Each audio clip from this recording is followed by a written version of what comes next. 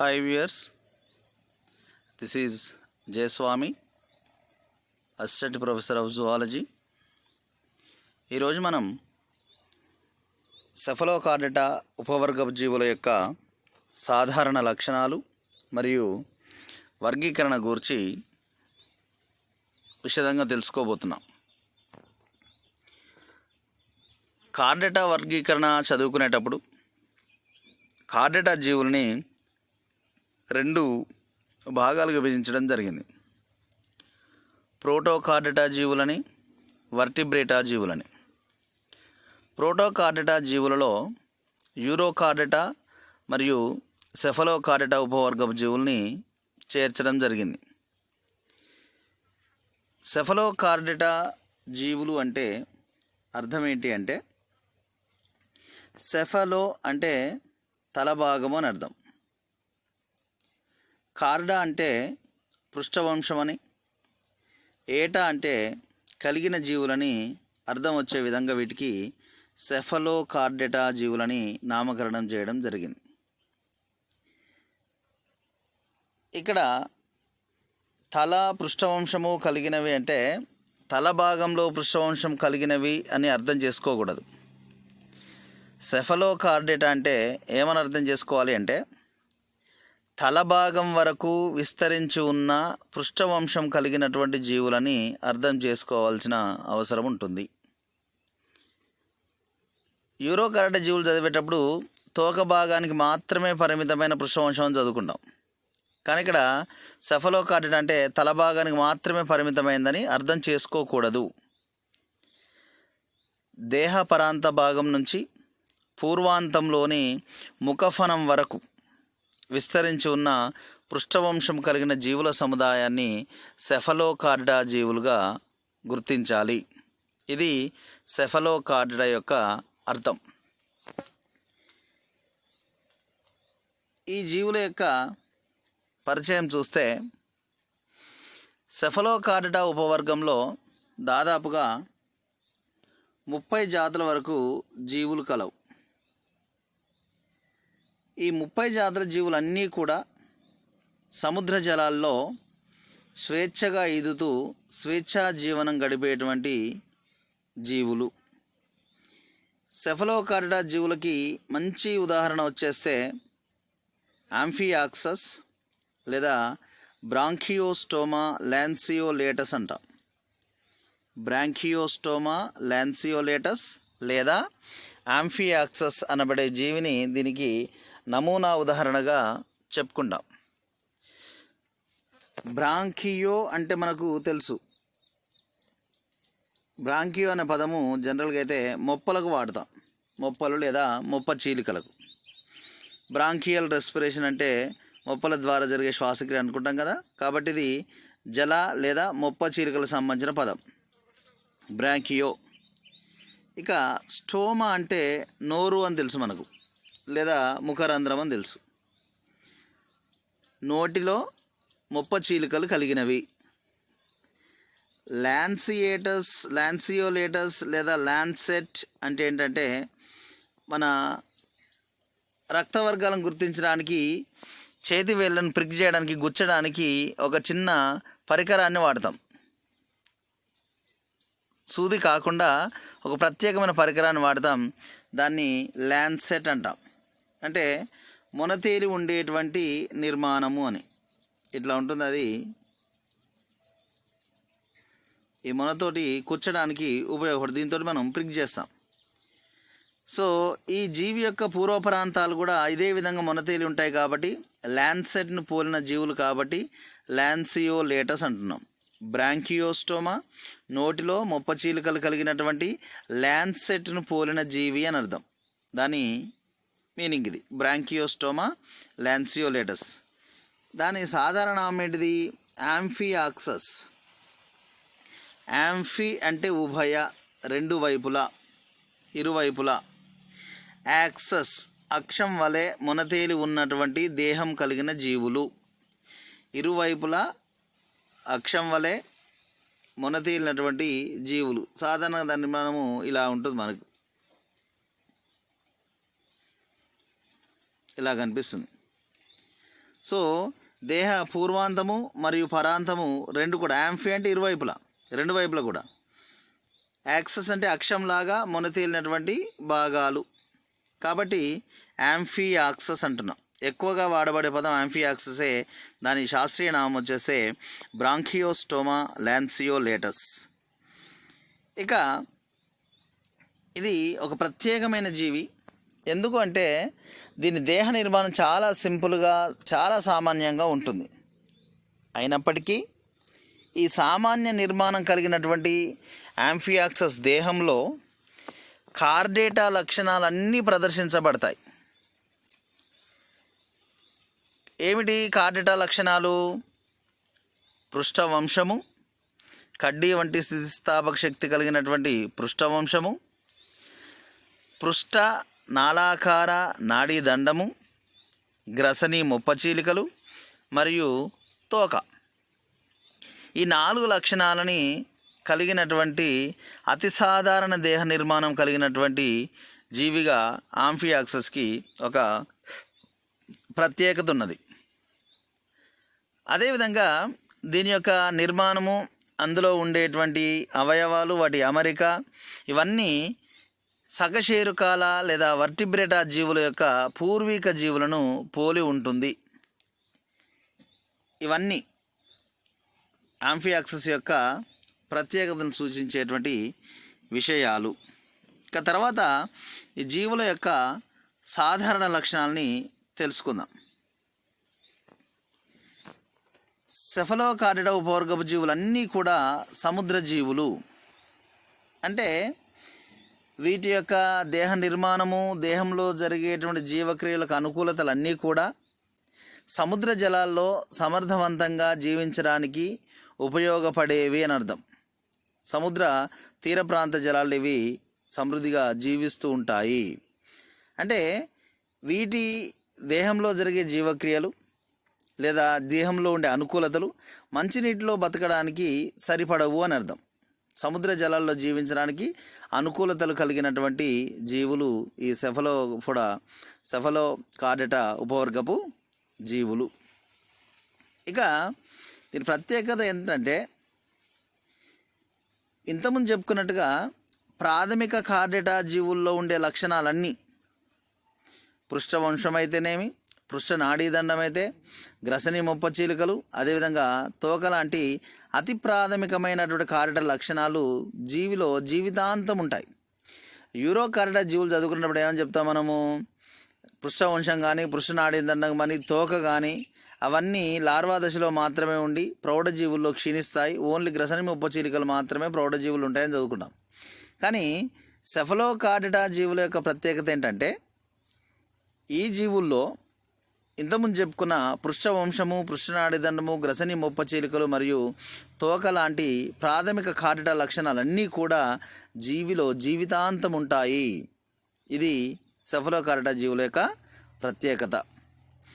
జీవుల యొక్క దేహము చాలా చిన్నదిగా ఉంటుంది. దాదాపుగా 5 నుండి 8 సెంటీమీటర్ల పొడవు ఉంటుంది. 5 నుండి 8 సెంటీమీటర్ల పొడవు ఉంటుంది. రూపము చేపలాగా కనిపిస్తుంది. జీవి యొక్క దేహ ఆకారము చేపలాగా కనిపిస్తుంది. చేప వలె ఆకారాన్ని కలిగి ఉంటుంది. దేహమంతా పారదర్శకంగా ఉంటుంది. అవతలికి యువతలకి కనిపించేటట్లుగా పారదర్శకంగా, కాంతి అవతల నుంచి యువతలు ప్రసరించేటట్టుగా పారదర్శకంగా ఉంటుంది. దేహము చిన్నదిగా 5 నుండి 8 సెంటీమీటర్ల పొడవుండి చేప వలె పారదర్శకంగా కనిపిస్తుంది. అదేవిధంగా ఈ దేహము ఇరువైపులా మొండతేలినటువంటి దేహము ఒకవైపు ఇసుకలో కూర్చుకొని ఉండి జీవి యొక్క దేహ పూర్వాంతం మాత్రమే పైకి కనిపిస్తుంది. దేహ పరాంత భాగం ఇసుకలను గుచ్చుకొనుండి కూరుకొనుండి పై భాగం మాత్రమే, పూర్వాంత భాగం మాత్రమే ఇసుక నుండి పైకి కనిపిస్తుంది. ఇది కూడా దాని యొక్క ప్రత్యేకత. బొరియావాస జీవులు కావు, కానీ సముద్ర తీర ప్రాంతాల్లో ఉండి ఇసుకలోకి తమ దేహ పరాంత భాగాన్నంతా చొప్పించి ఓన్లీ పూర్వాంతం వైపునే ముఖఫనం భాగం మాత్రమే బయటికి కనిపించేటట్లుగా ఉంటాయి. వీటిని సాధారణంగా ఇంతకుముందు చెప్పుకున్నట్లుగా వీటిని సాధారణంగా ల్యాన్సెట్స్ అంటాం. ఇది సాధారణంగా ల్యాన్స్లెట్స్ అంటాం. అంటే రక్త పరీక్ష కోసము వేలిని గుచ్చడానికి ఉపయోగించేటువంటి ప్రికింగ్ నీడిల్ లాగా గుచ్చేటువంటి ప్రత్యేక పరికరం లాగా వీటి యొక్క దేహ నిర్మాణం ఉంటుంది కాబట్టి వీటిని ల్యాన్స్లెట్స్ అంటాము. యాంఫియాక్సస్ లేదా బ్రాంకియోస్టోమా సంబంధించిన జాతులన్నింటినీ కలిపి ల్యాన్స్లెట్స్ అని కామన్గా పిలుస్తాం. వీటిలో చాలా ప్రత్యేకతలు ఉన్నాయి. జీవి దేహంలో స్పష్టమైన తల లోపించింది. నో డిస్టింక్ట్ హెడ్, స్పష్టమైన తల ఉండదు. ఇక్కడ సెఫలో అంటే తల భాగము అంటే దేహ పూర్వాంత భాగము లేదా ముఖఫనం ఉండేటువంటి భాగంగా పరిగణించాలి. స్పష్టమైన తల అనేది ఇంకా ఈ జీవులో ఏర్పడలేదు. కాకపోతే దేహ పూర్వాంత భాగం ఉంటుంది, నాడీదండం యొక్క పూర్వాంతం ఉంటుంది, అదేవిధంగా ఏట్రియల్ రంధ్రము, నోటి రంధ్రం ఉంటుంది, ముఖ కేసరాలు, హాస్య కేసరాలు ఉంటాయి, ఇవన్నీ ఉంటాయి. కానీ అవన్నీ కలిగినటువంటి భాగము స్పష్టమైన తలగా రూపొందలేదు. అందుకే ఇందులో తల లోపించింది అని చెప్తాం. అందుకే సెఫలో అంటే ఏమన్నా తీసుకోవాలి, దేహ పూర్వాంతంలో ముఖఫనం వరకు అని గుర్తుపెట్టుకోవాలి. ఈ తల లోపించి స్పష్టమైన తల లేకపోవడం వలన జీవుల యొక్క దేహాన్ని 2 భాగాలుగా విభజిస్తాం. ఒక భాగాన్ని ఏమో మొండెం అంటాం, ఇంకొక భాగాన్ని తోక అంటాం. స్పష్టమైన తల లోపించడం వల్ల జీవుల యొక్క దేహాన్ని మొండెం మరియు తోకగా విభజించవచ్చు. అదేవిధంగా వచ్చేస్తే ద్వంద్వ ఉపాంగాలు లోపించాయి, మధ్యవాజాలు కలవు. ద్వంద్వ అంటే జతలుగా ఉండేటువంటి ఉపాంగాలు అని అర్థం. ద్వంద్వ అంటే పెయిడ్, జతలుగా ఉండేటువంటి ఉపాంగాలు. ఫర్ ఎగ్జాంపుల్ మనం ఇప్పుడు వర్టిబ్రేటాలో ఉండేటువంటి చేపల్లో తీసుకోండి. చేపల్లో 2 జతల ద్వంద్వ గమనాంగాలు ఉంటాయి. పూర్వాంతరం ఉండే ఒక జత ద్వంద్వ గమనాంగాలని ఉరోవాజాలు అంటాం. అదే పరాంత భాగానికి దగ్గరలో ఉండే వాటిని శ్రోణివాజాలు అంటాం. ఒక జత ఉరోవాజాలు, ఒక జత శ్రోణివాజాలు జతలుగా ఉంటాయి కాబట్టి ద్వంద్వ వాజాలు అంటాం, పెయిర్డ్ ఫిన్స్ అంటాం. అదే ఇప్పుడు ఉభయచరాలు, సరీసృపాలు, పక్షులు, క్షీరదాలకు వచ్చేస్తే వాటికి కూడా 2 జతల గమనాంగాలు ఉంటాయి. ఒక జత పూర్వాంగాలు అంటాం, మన చేతులు లాంటివి. ఒక జత వెనక భాగంలో ఉండేటువంటి చరమాంగాలు అంటాం. పూర్వాంగాలు మరియు చరమాంగాలు ఇవి కూడా జతలుగా ఉండేటువంటి ఉపాంగాలు. కానీ ప్రోటోకారిడా జీవులైనటువంటి సెఫలోకారిడా ఉపవర్గపు జీవుల్లో ద్వంద్వ ఉపాంగాలు లోపించడం వీటి యొక్క ప్రత్యేకత. కానీ మధ్యవాజాలు కలవు, మధ్యవాజాలు జీవుల్లో కనిపిస్తాయి.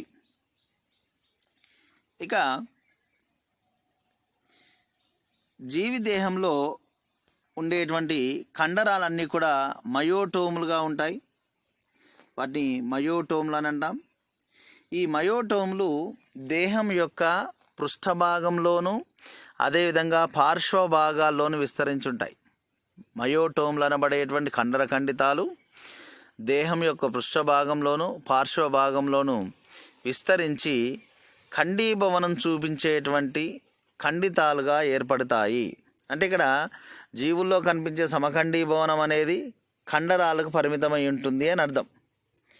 పృష్ఠపార్శ్వ కండరాలు మయోటోమ్లు అనబడేటువంటి కండర ఖండితాలుగా ఏర్పడి మంచిగా ఖండీభవన పద్ధతిలో అమరి ఉంటాయి. ఇది మయోటోమ్లు కలిగి ఉండడం కూడా ఈ జీవుల యొక్క ప్రత్యేక లక్షణం. తర్వాత శరీర కుహరం అనుకుంటాం. శరీర కుహరం అంటే ఏమని చెప్పుకుంటాము? జీవి దేహం యొక్క శరీర కుడ్యానికి ఆహార నాళానికి మధ్య గల ఖాళీ ప్రదేశాన్ని శరీర కుహరం అంటాం. సాధారణంగా కార్డెటా జీవుల్లో ఉండేటువంటి శరీర కుహరాన్ని ఆంత్రకుహరికారకం శరీర కుహరం అంటాం. అంటే నిజ శరీర కుహరమే అయినప్పటికీ అది ఏర్పడే విధానాన్ని బట్టి దాన్ని ఆంత్రకుహరికారకం శరీర కుహరం ఎంటిరోసీలిక్ సీలోమ్ అంటాం. ఈ రకమైన శరీర కుహరం కలిగినటువంటి జీవులు ఆంత్రకుహరికారకం శరీర కుహరం కలిగినటువంటి జీవులు. ఈ శరీర కుహరం గ్రసని ప్రాంతంలో కొంచెం క్షీణించినట్లుగా ఉంటుంది. కారణం ఏంటంటే గ్రసనిని ఆవరించి పెద్ద కుహరం ఉంటుందని ఏట్రియల్ కుహరం లేదా ఏట్రియం అంటాం.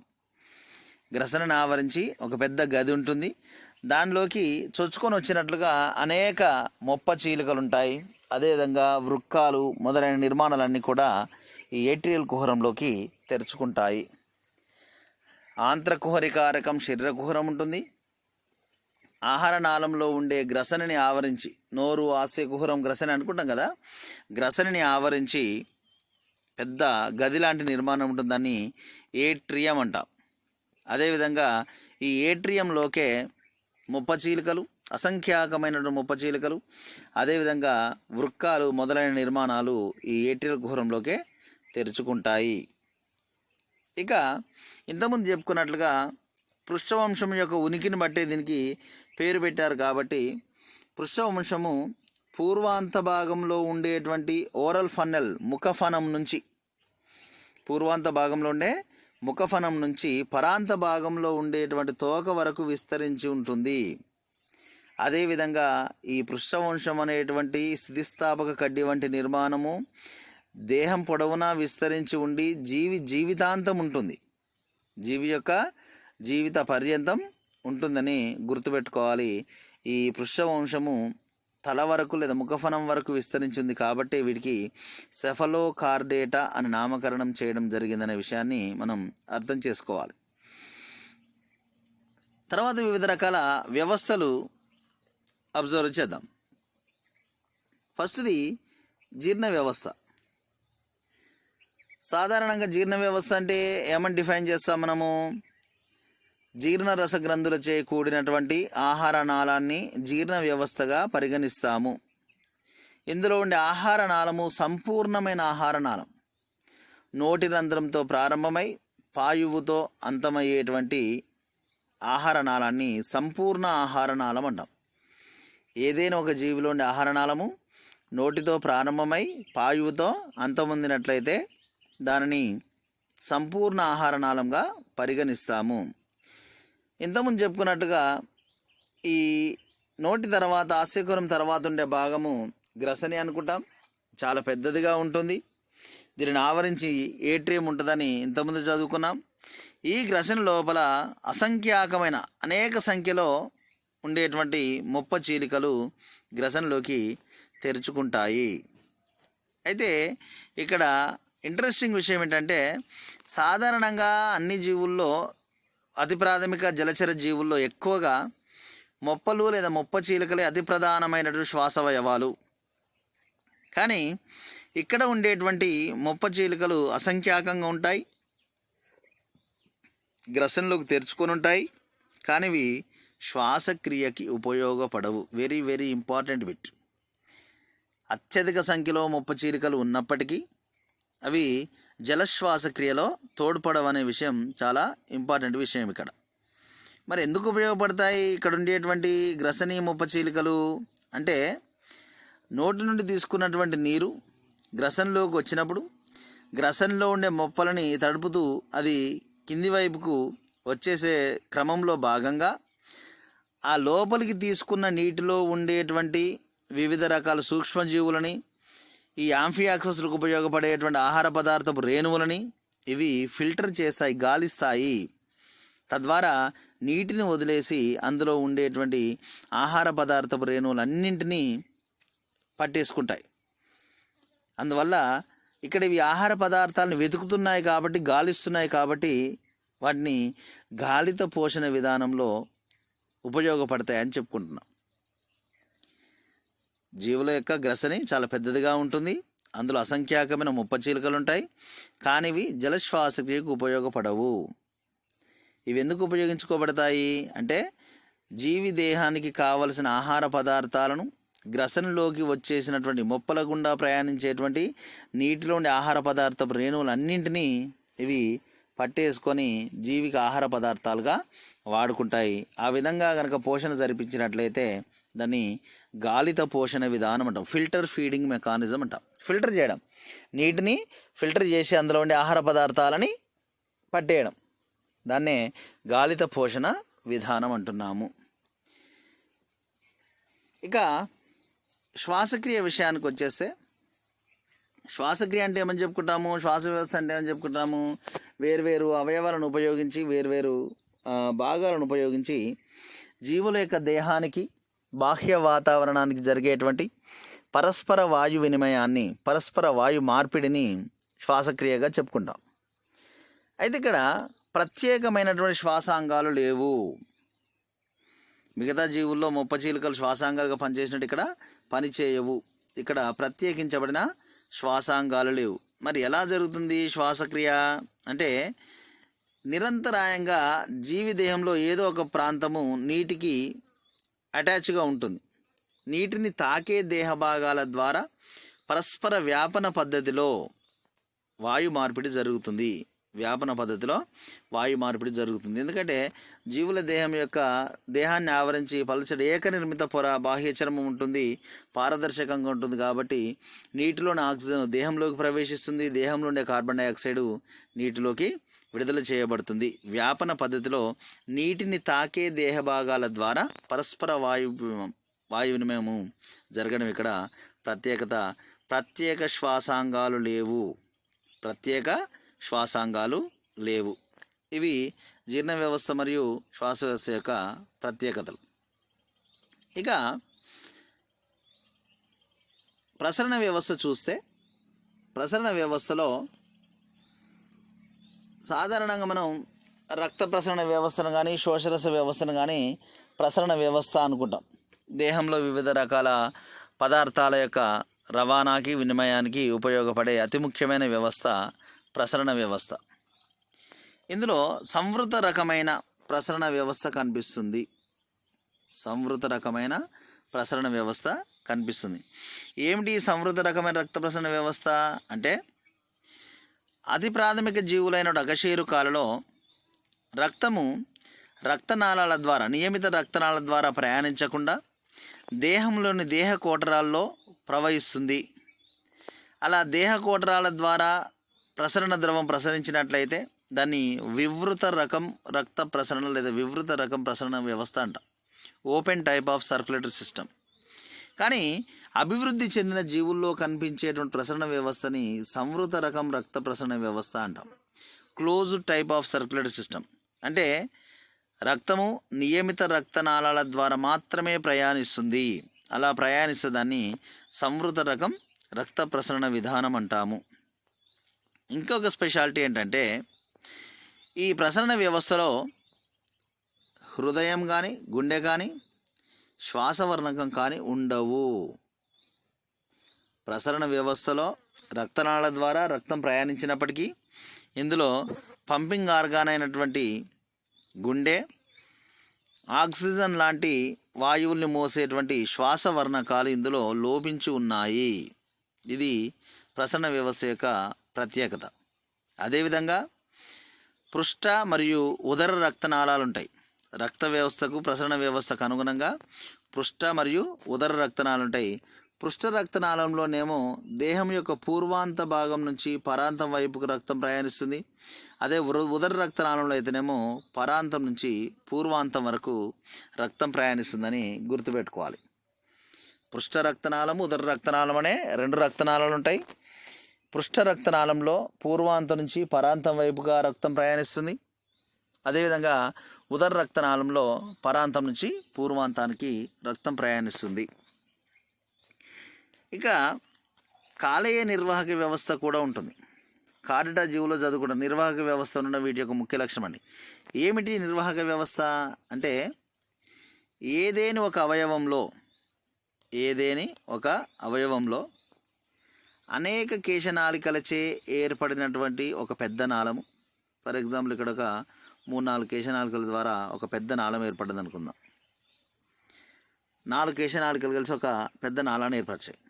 ఈ నాళము వేరొక అవయవానికి ప్రయాణించి మళ్ళీ అనేక చిన్న చిన్న కేశనాళికలుగా చీలిపోతుంది.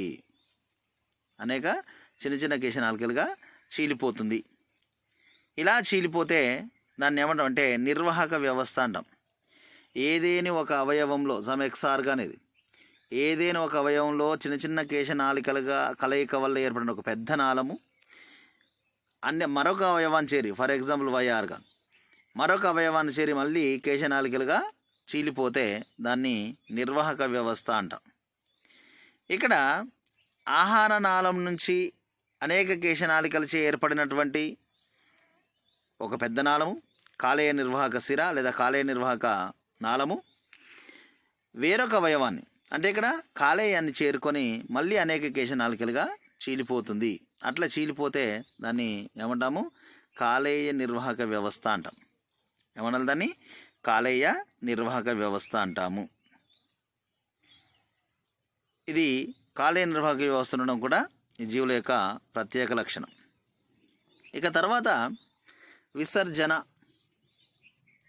విసర్జన అంటే ఏమైనా డిఫైన్ చేసుకుంటాం మనము అంటే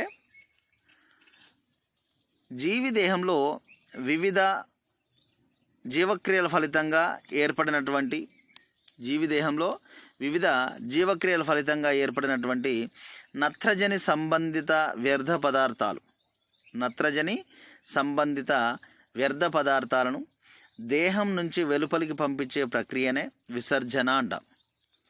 ఇక్కడ విసర్జన సంబంధించి ప్రత్యేకించబడినటువంటి మూత్రపిండాలు లేవు, గుర్తుపెట్టుకోవాలి. ప్రత్యేకించబడినటువంటి మూత్రపిండాలు లేవు. మూత్రపిండాలు లేకపోవడం వీటి యొక్క ప్రత్యేకత. మరి విసర్జన క్రియ నిర్వర్తించేది ఏవి అంటే సొలెనోసైట్లచే కూడినటువంటి వృక్కాలు ఇక్కడ విసర్జన క్రియ నిర్వర్తించేటువంటి అంగాలు. ఎట్టి పరిస్థితుల్లో జతలుగా ఉండేటువంటి మూత్రపిండాలు ఉండవు. ఇది విసర్జన క్రియ. ఇక నాడీ వ్యవస్థకు వచ్చేస్తే ఇంతకుముందు చెప్పుకున్నట్లుగా పృష్ఠవంశం కానీ పృష్ఠ నాడీదండం కానీ దేహ పరాంతం నుంచి పూర్వాంతంలోని ముఖఫనం దాకా విస్తరించి ఉంటాయి. అదేవిధంగా ఈ నాడీదండము ప్రాథమిక దశలోనే ఉంటుంది. మెదడు కానీ నాడీ సందులు కానీ ఏర్పడి ఉండవు. మెదడు యొక్క నాడీదండం యొక్క పూర్వాంత భాగం మెదడుగాను, పరాంత భాగం కశేరు దండం కానీ మారుతాం, వెన్నుపాము కానీ మారుతాం చెప్పుకుంటాం మనం. కానీ ఇవి అంత స్థాయిలో ఇంకా అభివృద్ధి చెందలేదు. పృష్ఠ భాగంలో నాళాకారంగా ఉండే నాడీదండం ఉంటుంది. ఇది ఏం చేస్తుందంటే ఒక రెండు జతల పూర్వజ్ఞాన నాడులను అనేక కశేరు నాడులను ఏర్పరుస్తుంది. కానీ మెదడు నాడీ సందులు ఇంకా డెవలప్ కాలేదు, అభివృద్ధి చెందలేదు. అదేవిధంగా పృష్ఠ ఉదర నాడీ మూలాలు వేరువేరుగా సపరేట్గా ఉంటాయి. పృష్ఠ ఉదర నాడీ మూలాలు వేరువేరుగా సపరేట్గా ఉంటాయి. ఇది నాడీ వ్యవస్థకు సంబంధించినటువంటి ప్రత్యేకతలు. ఇక తర్వాతకు వచ్చేస్తే ప్రత్యుత్పత్తి వ్యవస్థ. ఇవన్నీ కూడా ఏకలింగ జీవులు, అంటే స్త్రీ పురుష జీవులు వేరువేరుగా ఉంటాయి. అదేవిధంగా ఆయా జీవుల్లో ఉండే బీజకోశాలు, స్త్రీ జీవుల్లో ఉండే స్త్రీ బీజకోశాలు, పురుష జీవుల్లో ఉండే పురుష బీజకోశాలు సమఖండ పద్ధతిలో అమరి ఉంటాయి. అంటే బీజకోశాల అమరికలో కూడా సమఖండీభవనం కనిపిస్తుంది. ఇంతకుముందు మనం చెప్పుకున్నటువంటి పృష్ఠపార్శ్వ కండరాలు మయోటోములుగా అభివృద్ధి చెంది సమఖండీభవన పద్ధతిలో అమరి ఉంటాయని చెప్పుకున్నాం.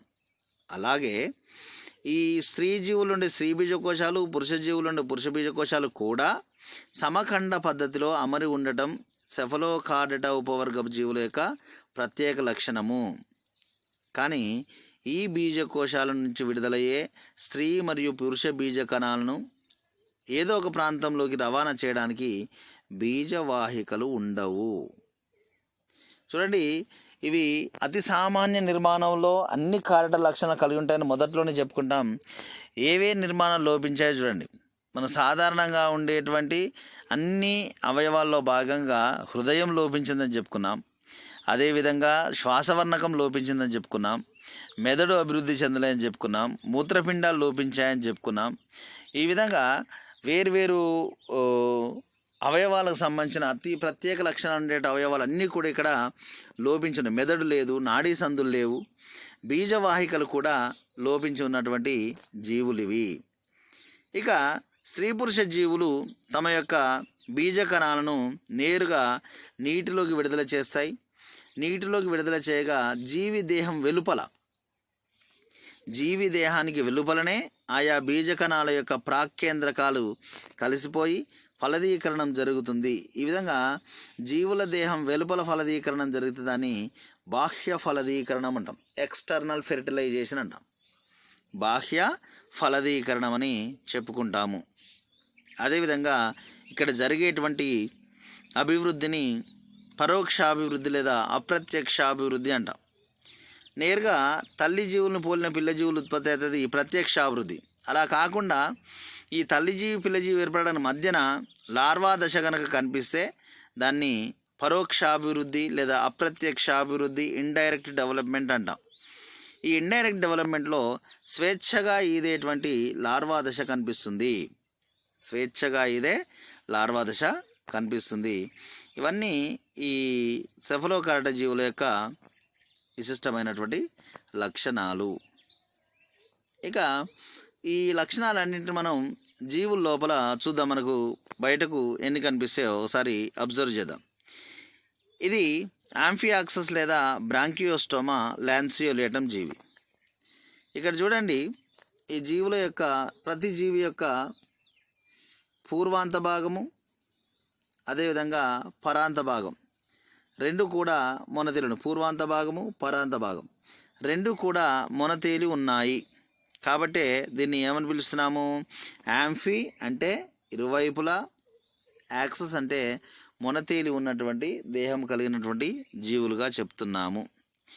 దీని యొక్క ఆకారము ల్యాన్సెట్ లాగా ఉంది.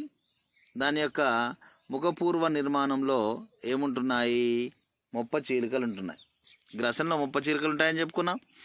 కాబట్టి నోటిలో మొప్ప చీలికలు కలిగినటువంటి ల్యాన్సెట్ వంటి నిర్మాణం కలిగిన జీవులు. అందుకే వీటిని బ్రాంకియోస్టోమా లాన్సియోలేటస్ లేదా యాంఫియాక్సస్ అని పిలుచుకుంటున్నాము. ఇది దాని నేము సంబంధించింది. దేహం చూడండి పారదర్శకంగా కనిపిస్తుంది. దేహము అవతలికి ఇవతలు చూసే కనిపించినట్టు పారదర్శకంగా కనిపిస్తుంది. లోపల అంతరంగ అవయవాలన్నీ కూడా బయటికి ప్రదర్శించేటట్లుగా పారదర్శకంగా కనిపిస్తుంది. మనకి ఇక్కడ లైన్లుగా కనిపించే నిర్మాణాలన్నీ కూడా చిన్న చిన్న దేహ ఖండితాలు, మయోటోమ్లు అనుకున్నాం కదా. ఇది పృష్ఠభాగం, ఓకే. ఇది పార్శ్వభాగం, ఇది పైదంతా పృష్ఠభాగం అనా, ఇదంతా పార్శ్వభాగం. పార్శ్వభాగాల్లో ఖండితాలుగా లేదా మయోటోములుగా విస్తరించబడిన సమఖండీ భవనంలో అమరినటువంటి మయోటోములు ఉన్నాయి లేదా ఖండితాలు ఉన్నాయని చెప్పుకుంటాం. ఇది వీటి యొక్క ప్రత్యేక లక్షణము. ఇప్పుడు జీవి దేహంలో ఉండే కొన్ని అవయవాలు, వాటి యొక్క ప్రదేశాలు చూద్దాం. ఇది దేహం యొక్క పూర్వాంత భాగం, ఇది దేహం యొక్క పరాంత భాగం, రైట్. దేహం యొక్క పూర్వాంత మరియు పరాంత భాగాలు. పూర్వాంతం నుండి చూసుకుంటుందాం. ఇది ముఖఫనం, ముందుకు చిన్నగా మొనదీలినటువంటి నిర్మాణం ముఖఫనం. అదేవిధంగా ఇవన్నీ ఓరల్ టెంటకిల్స్, ముఖ స్పర్శకాలు. దాని కింద దిగువన ఉండేటువంటి మడతలన్నింటినీ మెటాప్లూర్ మడతలు అంటాం. వీటిని మెటాప్లూర్ మడతలు అంటాం. ఇక ఈ మెటాప్లూర్ మడతలకు దిగువన మనకు లివర్, కాలేయం కనిపిస్తుంది. ఇక్కడ కాలేయం కనిపిస్తుంది. నెక్స్ట్ వచ్చేస్తే ఏట్రియల్ రంధ్రం ఇక్కడ కనిపిస్తుంది, ఏట్రియల్ రంధ్రం. అదేవిధంగా ఇక్కడ పాయురంధ్రం కనిపిస్తుంది. ఈ రెండింటికి ఉదర మధ్యవాదం కనిపిస్తుంది. ఉదర మధ్యవాజం లేదా మధ్య ఉదర వాజం. ఇక చివరిది పాయు తర్వాత ఉండే భాగం మనకు తోక అని తెలుసు, పాయు పరవాలం అనుకుంటాం. మిగతా భాగం అంతా తోకగా పరిగణిస్తాం. ఇటువైపుకి వచ్చేస్తే ప్రేగు భాగం కనిపిస్తుంది, ఇంటెస్టైన్. ఇక్కడ గీతలుగా ఉండే నిర్మాణాలన్నీ కూడా మయోటోమ్లు అనబడేటువంటి ఖండితాలు అనుకున్నాం. దాని లోపల వైపున మనకు గ్రసన ఉంటుంది. గ్రసన లోపల మొప్ప చీలికలు కూడా ఉంటాయి. ఇక వచ్చేస్తే పై వైపున ఇక్కడ ఒక పృష్ఠ మధ్యవాజం కనిపిస్తుంది, ఇక్కడ పృష్ఠ ఉదరవాజం అనుకున్నాం. ద్వంద్వ వాజాలు లేవు కాబట్టి ఓన్లీ మధ్యవాజాలు ఉంటాయి. పృష్ఠ భాగంలో ఉంది కాబట్టి పృష్ఠ మధ్యవాజం, ఉదర భాగంలో ఉంది కాబట్టి ఉదర మధ్యవాజం అని వాటికి పేర్లు పెట్టాం. ఓకే. ఇక పృష్ఠవంశము, పృష్ఠనాడీ దండం. ఫస్ట్ ఉండేది పృష్ఠనాడీ దండం కాబట్టి ఈ చుక్కలుగా ఉండే నిర్మాణం మొత్తం పృష్ఠనాడీ దండం. ఇక్కడ నోటో కార్డన్ రాసిపెట్టుకున్న దానికి కొంచెం దిగువన ఉండేది పృష్ఠ వంశం. ఇక్కడ ఇవి ఎక్కడి నుంచి, తోక భాగం నుంచి మొదలు పెడితే ముఖ పూర్వాంతంలోని ముఖఫనం వరకు విస్తరించి ఉంటాయి. అదేవిధంగా జీవితాంతం ఉండడము వీటి యొక్క ప్రత్యేక లక్షణము. పృష్ఠవంశము, పృష్ఠనాడీదండము దేహ పరాంత భాగం నుంచి ముఖఫనం వరకు విస్తరించి, అదేవిధంగా జీవితాంతం ఉండడం. ఆల్రెడీ ఇక్కడ గ్రసిని మొప్ప చీలికలు కూడా జీవితాంతం ఉంటున్నాయి లోపల. అదేవిధంగా తోక కూడా జీవితాంతం ఉంటుంది. అంటే అతి ప్రాథమిక కారిడార్ లక్షణాలన్నీ కూడా జీవి యొక్క జీవితాంతం మనకు దర్శనమిస్తూ ఉంటాయి, కనిపిస్తూ ఉంటాయి. అది వీటి యొక్క ప్రత్యేక లక్షణం. ఇక ముఖ పూర్వాంత భాగంలో ఉండేటువంటి నిర్మాణాన్ని స్పష్టంగా గమనిస్తే ఇక్కడ ఇది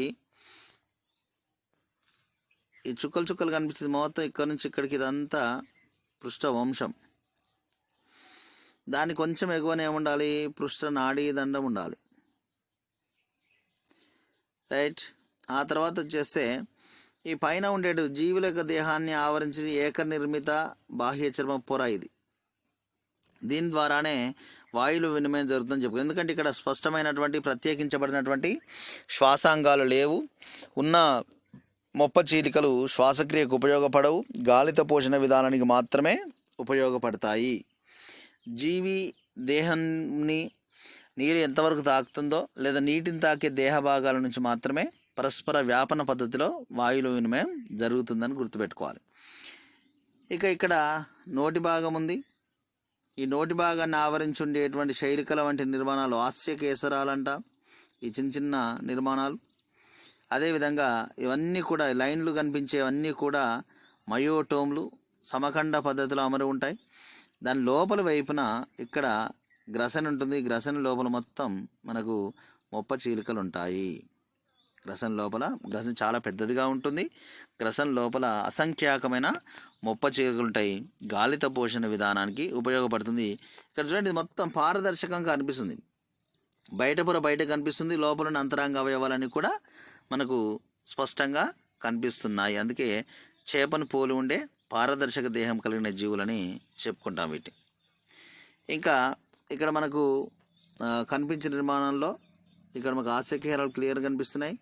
ఇది మెటాప్లూర్ మడతలు, ఓకే. ఇక్కడ ఏట్రియల్ రంధ్రము, ఇక్కడ అవస్కరము, ఇదంతా తోక. ఇప్పుడు ఇక్కడ నుంచి ఇట్లా లైన్లుగా కనిపించే నిర్మాణాలు జెడ్ ఆకారపు కండరఖండిత లేదా మయోటోమ్స్ అంటాం. ఇక్కడ ఈ చిన్నగా వైట్ కలర్లో కనిపించే స్పష్టంగా ఒక క్రమ పద్ధతిలో అవరోహణ ఆరోహణ పద్ధతిలో అమరి ఉన్నటువంటి చిన్న చిన్న నిర్మాణాలని బీజకోశాలు అంటాం. స్త్రీ జీవులైతే స్త్రీ బీజకోశాలు, పురుష జీవులైతే పురుష బీజకోశాలు అంటాం. సో ఇవి కూడా అవన్నీ జీవి దేహంలో ఉండే అంతరంగ అవయవాలన్నీ పారదర్శక దేహం కలిగి ఉండడం చేత అవన్నీ కూడా మనకు బయటికి కనిపించిన వీటి యొక్క ప్రత్యేక లక్షణము. సో ఇది పూర్వాంతము, ఇది పరాంతము, ఓకే. ఇది పాయువు, అదేవిధంగా వచ్చేసి ఏట్రియల్ పోర్, ఒక మయోటోమ్స్ బీజకోశాలు, ఓకే. ఇవి మెటాప్లూర్ మడతలు. ఈ పై వైపు ఉంటుంది పృష్ఠ మధ్యవాజం, కింది వైపు ఉంటే ఉదర మధ్యవాజం. ఇవన్నీ కూడా జీవి దేహంలో కనిపించేటువంటి నిర్మాణాలు. ఇక సెఫలోకార్డిటా వర్గాన్ని వర్గీకరించడానికి ఇందులో 2 జాతులు ఉంటాయి. దాదాపుగా 2 ప్రజాతులు ఉంటాయి, 30 జాతులు ఉంటాయి. కాబట్టి ఇందులో అనేక విభాగాలుగా దీన్ని విభజించలేకపోయాం. ఓన్లీ సెఫలోకార్డిటా ఉపవర్గంలో ఓన్లీ ఒకే ఒక విభాగాన్ని చేర్చారు. ఆ ఒక్క విభాగం పేరు సెఫలోకార్డా. ఉపవర్గమేమో వర్గం కార్డేటా, ఉపవర్గము సెఫలోకార్డేటా, కానీ విభాగము సెఫలోకార్డా. సెఫలోకార్డా అనే ఒకే ఒక్క విభాగం మాత్రమే మనకు అందుబాటులో ఉంది. అందులో ఉన్న 2 ప్రజాతులను చేర్చేశాం. మనకు అందరికీ తెలిసినటువంటి బ్రాంకియోస్టోమా లాన్సియోలేటస్ లేదా యాంఫియాక్స్ అనుకున్నాం. ఇక్కడ చూడండి, ఇక్కడ అన్ని నిర్మాణాలు క్లియర్గా కనిపిస్తున్నాయి మనకు. ఇప్పుడు ఇది దేహం యొక్క పూర్వాంతం అనుకున్నాం. నెక్స్ట్ దేహం యొక్క పరాంతం అనుకోండి. ఇది ఈ 2 కూడా మొనతేలే ఉన్నాయి. పూర్వాంతము అదేవిధంగా పరాంతం 2 కూడా మొనతేలినట్టుగా ఉన్నాయి కాబట్టి యాంఫియాక్స్ అన్నాం. ఇక్కడ కనిపించే నిర్మాణాలు చూడండి. పైన బ్లూ కలర్లో ఉన్నది పృష్ఠ నాడీదండం, మధ్యలో ఉన్నది పృష్ఠవంశం, రెడ్ కలర్లో ఉన్నది పృష్ఠవంశం. చూడండి, తోక భాగం నుంచి మొదలు పెడితే ఎక్కడి దాకా ముఖ ఫనం వరకు, ముందు భాగం వరకు విస్తరించున్నాయి, జీవితాంతం ఉంటాయి. ఇది నోటి రంధ్రము, హాస్యకేసరాలు, ఇక్కడ పెద్ద గ్రసనీ కుహరం ఇది, అందులో అనేక సంఖ్యలో ఉండేటువంటి మొప్పచీలికలు. ఆ తర్వాత వచ్చేస్తే ఇటువైపు ఇది ఏట్రియం, అంటే ఇక్కడ బ్లూ కలర్లో ఉన్నదంతా ఏట్రియల్ కుహరము, ఇది ఏట్రియల్ రంధ్రము, ఇది పాయురంధ్రం, ఆహారనాళము తెరుచుకునే రంధ్రము. ఈ మిగతా భాగం అంతా పాయు తర్వాత భాగం అంతా తోక. ఇక ఇక్కడ పింక్ కలర్లో గీసినవన్నీ కూడా, ఇక్కడ ఇలా గీసినవన్నీ కూడా కండర ఖండితాలు, మయోటోమ్లు. ఓకే, ఇక్కడ కింది వైపు ఉన్నాయన్నీ కూడా లైట్ బ్లాక్ కలర్లో కనిపించే నిర్మాణాలన్నీ కూడా సకండ పద్ధతిలో ఉన్నాయన్నీ కూడా బీజకోశాలు, స్త్రీ మరియు పురుష స్త్రీ జీవులు అయితే స్త్రీ బీజకోశాలు, పురుష జీవులు అయితే పురుష బీజ కోశాలు. ఇవన్నీ కూడా యాంఫియాక్సస్లో కనిపించేటువంటి నిర్మాణాలు. ఇది ఫస్ట్ అండ్ బెస్ట్ ఎగ్జాంపుల్. ఇక తర్వాత ఎగ్జాంపుల్ వచ్చేస్తే ఎసిమెట్రాన్. ఇది కూడా పారదర్శక దేహాన్ని కలిగి ఉంది. అవతలికి యువతలకి క్లియర్గా కనిపిస్తున్నాయి. ఇది పూర్వాంత భాగం, ఇది పరాంత భాగం. ఓకే, ఇక్కడ ఇది ఏట్రియల్ రంధ్రము, ఇది పాయురంధ్రము, ఇవతల భాగం అంతా కూడా తోక. సో ఇక్కడ లైన్ కనిపించే మొత్తం కండరఖండితాలు, ఈ కింది వైపు ఉండేవి బీజకోశాలు, ఇదంతా ముఖఫనము, అదేవిధంగా వచ్చేసే నోటి రంధ్రము, హాస్యకేసరాలు. ఓకే, పారదర్శకమైన చేపను పోలినటువంటి దేహం కలిగిన జీవులు. స్వల్పమైన తేడాలతోటి దాదాపుగా ఆంఫియాక్సస్ను అసిమెట్రాన్ రెండు కూడా చూడడానికి ఒకే రకంగా కనిపించేటువంటి జీవులు. ఇవి ఆంఫియాక్సస్ మరియు అసిమెట్రాన్ రెండు కూడా సెఫలోకార్డ ఉపవర్గంలోని సెఫలోకార్డ విభాగానికి చెందినటువంటి మంచి ఎగ్జాంపుల్స్. ఇక తర్వాత దీని యొక్క అఫినిటీస్, సంబంధ బాంధవ్యాలు. సరే, దీన్ని ప్రోటోకార్డాలో ఒక ఉపవర్గంగా చేర్చాం, యూరోకార్డా జీవులతో పాటుగా ఒక ఉపవర్గంగా దీన్ని చేర్చాం. అయితే వీటిని మొట్టమొదటిసారిగా పలాస్ అనేటువంటి శాస్త్రవేత్త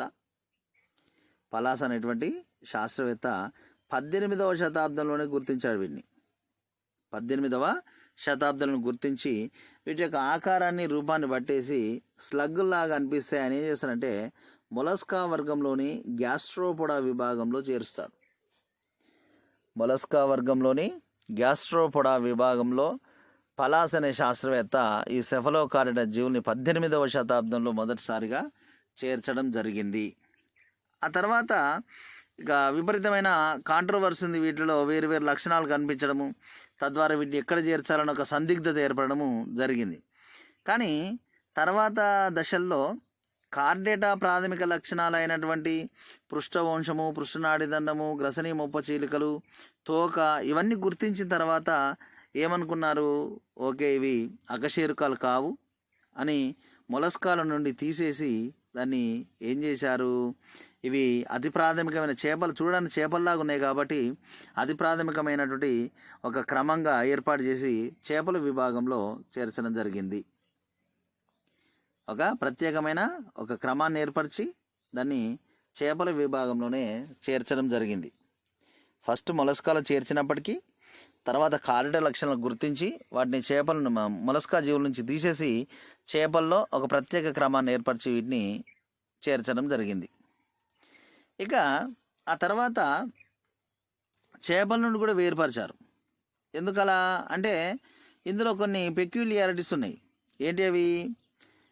కపాలం లేకపోవడము, ఈ జీవుల్లో కపాలం లేకపోవడము, స్పష్టమైన మెదడు లేకపోవడము, హృదయం లేకపోవడము, వినడానికి ఉపయోగపడేటువంటి వినికిడి అంగాలు, శ్రవణాంగాలు లేకపోవడము, అదేవిధంగా చూడడానికి సంబంధించిన దృష్టి అంగాలు, నేత్రాలు లేకపోవడము, విసర్జక అవయవాలైనటువంటి జతలుగా ఉండేటువంటి మూత్రపిండాలు లేకపోవడం, ఇవన్నీ ఏ నిర్మాణాలు కూడా మనకు ఇది అతి ప్రాథమిక కారట జీవుల్లో మనకి కనిపించట్లేవు. దానికి తోడు గ్రసనిని ఆవరించి పెద్ద ఏట్రియం ఉండడం, గ్రసలని ఆవరించి పెద్ద ఏట్రియం ఉండడం. ఇలాంటి నిర్మాణం మనకు ఏ రకమైన చేపల్లో కూడా కనిపించదు. ఈ అన్ని అవయవాలు లోపించి గ్రసలని ఆవరించి ఏట్రియం ఉండడము ఎక్కడ కనిపించదు. గ్రసలని ఆవరించి ఏట్రియం ఉండడం అనేది యూరోకార్డ జీవుల్లో చూస్తాం మనం, కానీ బయట ఎక్కడ కూడా కనిపించదు. కాబట్టి ఇది ఎట్టి పరిస్థితుల్లో చేపలు కాదు అనే ఉద్దేశంతో చేపల నుండి తీసి మళ్ళీ వేరుపరచడం జరిగింది. ఫస్ట్ ఏమో మొలస్కా జీవులను గ్యాస్ట్రోపోడా విభాగంలో చేర్చారు, తర్వాత కాదు అని చేపల్లో చేర్చారు. మళ్ళీ కొన్ని ప్రత్యేకతలు చూసిన తర్వాత చేపల నుంచి దాన్ని పక్కకు తీసిపెట్టడం జరిగింది. ఆ తర్వాత ఈ గ్రసనని ఆవరించి ఏట్రియం ఉండడం లాంటి లక్షణాలను చూసి యూరోకార్డేట్లకి సెఫలోకార్డేట్లకు చాలా దగ్గర సన్నిహిత సంబంధం ఉంది అనేక విషయాల్లో అనేసి అబ్జర్వ్ చేస్తారు. అబ్జర్వ్ చేసి ఏమేమి లక్షణాల్లో వీటికి సామీప్యత ఉందో చెప్తారనమాట. పృష్ఠవంశం ఏర్పడుటలో ఉండడంలో కాదు, ఎందుకంటే యూరోకార్డులో తోకలో ఉంటుంది, తర్వాత లార్వా దశలో ఉంటుంది, ప్రౌఢజీవులు ఉండదు. కానీ ఇక్కడ పృష్ఠవంశము దేహం పొడవు ఉంటుంది, జీవితాంతం ఉంటుంది. ఉండడం విషయంలో కాదు, పృష్ఠవంశం ఏర్పడే విషయంలో, ఏర్పడే విధానంలో సామీప్యత ఉంది. పృష్ఠనాడీదండం ఉత్పత్తి అయ్యే విధానంలో, పృష్ఠనాడీదండం ఏర్పడే విధానంలో కూడా సన్నిహిత సంబంధాన్ని కలిగి ఉన్నాయి.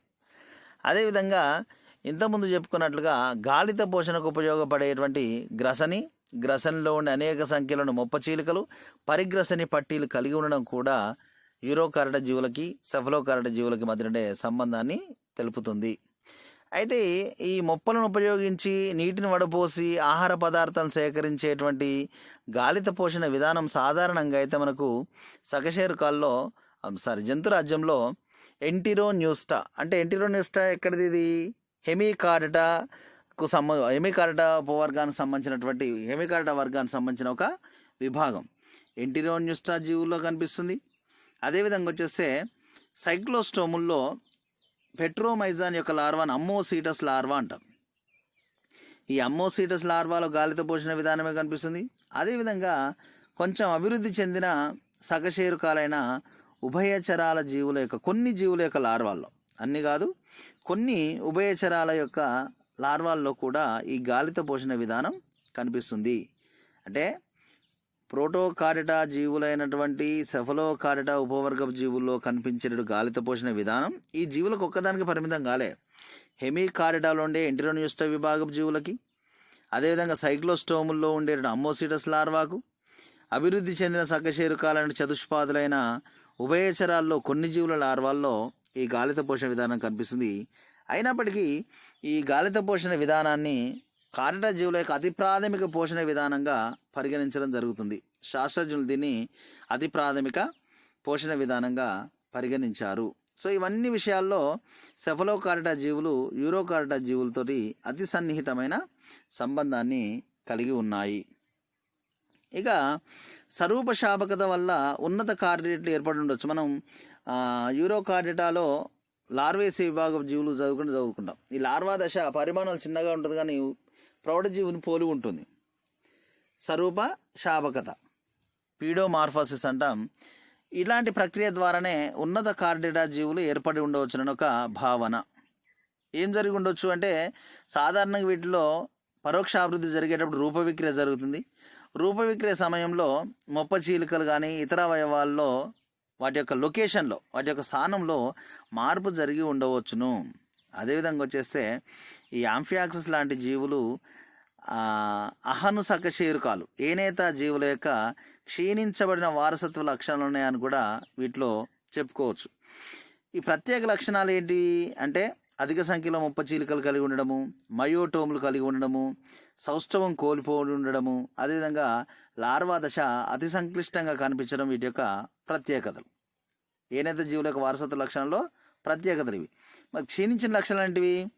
మెదడు లేదనుకుంటున్నాం, నేత్రాలు లేవు, నేత్రగుళికలు లేవు, బాహ్యాస్య పంజరం లేదు, బీజవాహికలు లేవు. ఇవన్నీ కూడా క్షీణించిన లక్షణాలు.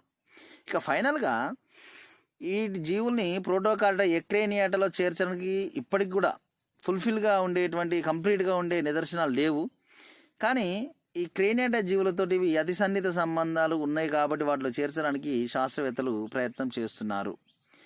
అదేవిధంగా ఆంఫియాక్సిస్ లాంటి జీవులు సైలూరియన్ యుగంలో సేమ్ అప్పుడు జీవించినటువంటి చేపలను పోలి ఉన్నట్లుగా గుర్తించడం జరిగింది. సైలూరియన్ యుగంలో జీవించిన చేపలను ఇప్పుడున్న ఆంఫియాక్స్ జీవులు పోలి ఉన్నాయి. అదేవిధంగా ఇంకొక భావన ఏంటంటే, ప్రస్తుతం జీవించుండే ఆధునిక చేపలన్నీ కూడా ఇలాంటి జీవుల నుంచి, ఇలాంటి పూర్వీక జీవుల నుంచే ఏర్పడి ఉండవచ్చునని ఒక ప్రత్యేకమైన భావన. సో ఇవన్నీ కూడా అంటే అతి సామాన్య నిర్మాణంలో అన్ని కారిడార్ లక్షణాలు ప్రదర్శించగలిగి అన్ని అవయవాలను దాదాపుగా ముఖ్యమైన అవయవాలను కోల్పోయి ప్రస్తుతం సమర్థవంతంగా జీవిస్తున్న జీవుల సముదాయమే సెఫలోకారిటా ఉపవర్గము జీవులు. దీనికి బెస్ట్ ఎగ్జాంపుల్ ఆంఫియాక్సస్ లేదా బ్రాంకియోస్టోమా లాన్సియోలేటస్, ఇంకొక ఎగ్జాంపుల్ అసిమెట్రాన్. సో ఇవన్నీ వీటి యొక్క ప్రత్యేకతలు. Thank you one and all.